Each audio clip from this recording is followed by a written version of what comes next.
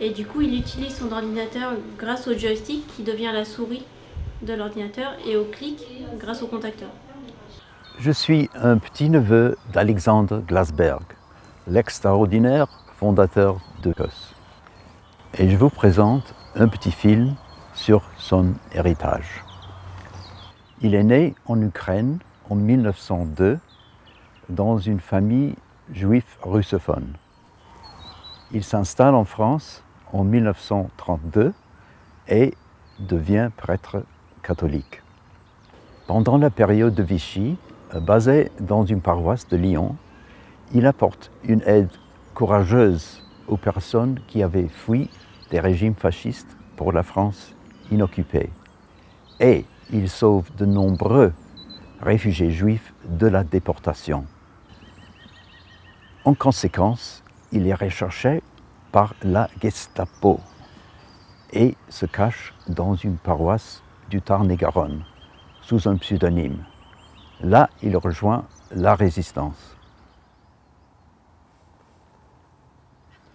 Après la guerre, il s'installe à Paris et crée le Centre d'orientation sociale des étrangers, plus tard rebaptisé COS.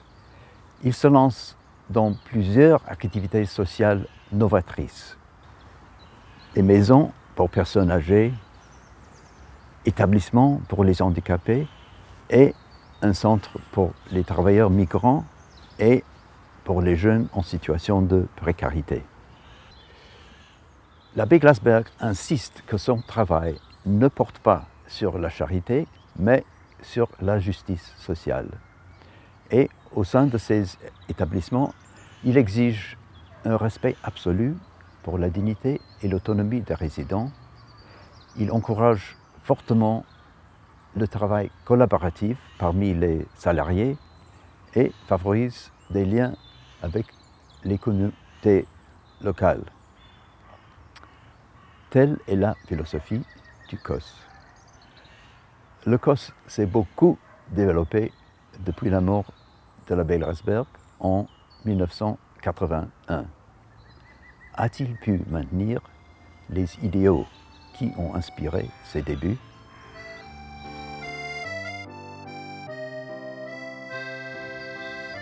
La maison d'accueil spécialisée ouvre ses portes sur le campus de Nanteau en 2007, au service des personnes souffrant de troubles neurologiques graves. Ce projet a donné au COS une nouvelle dimension particulière, tout en restant fortement attaché à la devise qui était chère à l'abbé Glasberg, tout faire pour les personnes, ne rien faire à sa place. La Masse de Nanteau, c'est une maison d'accueil spécialisée qui accueille des personnes qui ont un handicap lourd, qui ne peuvent plus rester chez eux, qui ont besoin d'aide, en tout cas pour tous les actes de la vie quotidienne. Donc que ce soit pour la toilette, des aides pour manger, pour coucher et pour circuler librement. Moi, je m'appelle Magali Vatré, je suis ergothérapeute dans l'établissement et la mission qu'on a, c'est de favoriser l'autonomie des résidents ici, donc l'autonomie dans les déplacements ou dans la gestion de leur environnement, essentiellement. Voilà. Haussmann, ses mouvements principaux, ils se situent au niveau de la tête. Et donc en fait, pour manipuler son fauteuil roulant et son environnement, il se sert de l'appui-tête.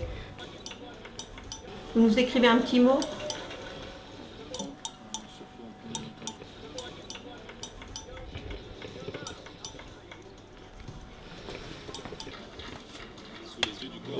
Bonjour, monsieur Souvard.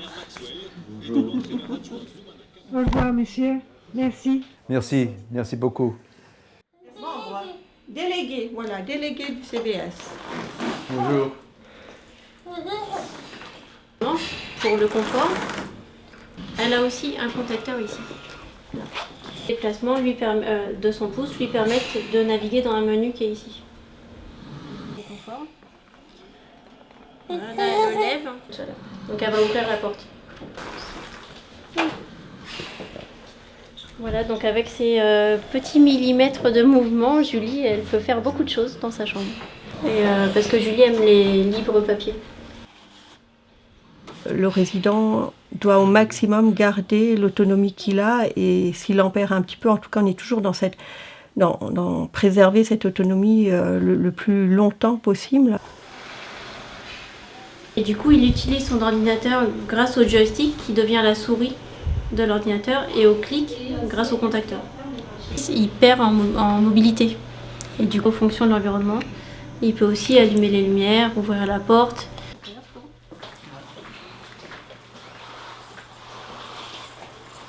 Merci, au revoir.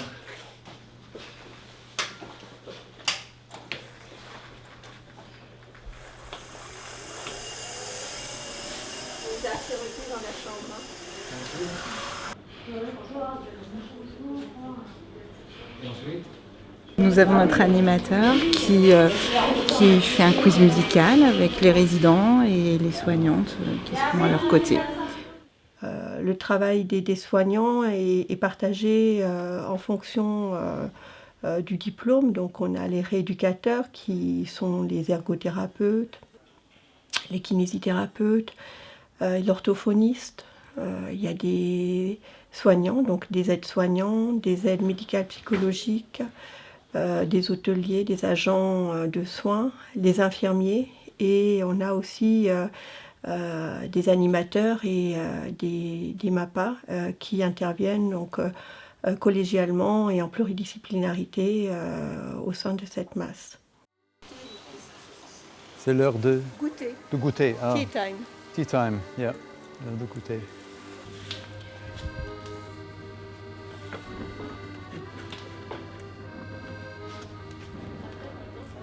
Voilà, c'est bon. Sylvie, elle avait trouvé. Il n'y a pas assez de différence de paysage.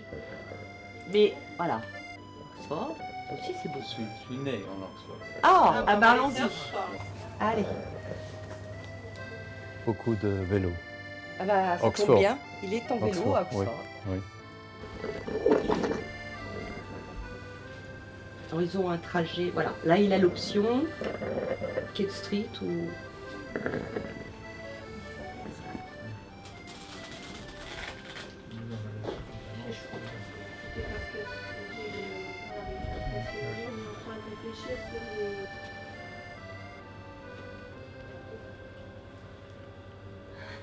C'est bon là? Tu te sens comment? Bien?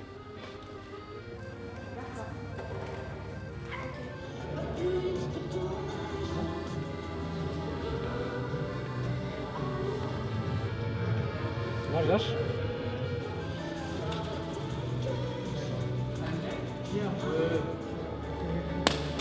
Et là, comme ça, là. Au rouge.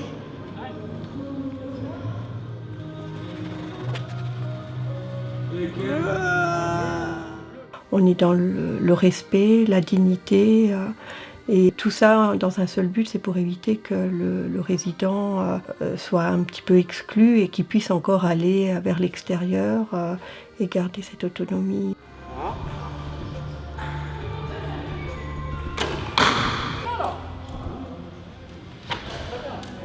Était une visite inspirante. On voit un grand respect envers les résidents, un personnel exceptionnellement dévoué et une coopération étroite entre les différentes professions impliquées. L'utilisation de la technologie la plus récente pour donner un précieux degré d'autonomie est aussi très impressionnante. Ça permet aux patients de se déplacer à l'intérieur et à l'extérieur de l'établissement, d'utiliser les excellentes installations sportives et de partager le magnifique parc et campus avec d'autres qui vivent et travaillent ici. C'est sans aucun doute un noyau parmi les centres pour les personnes gravement handicapés.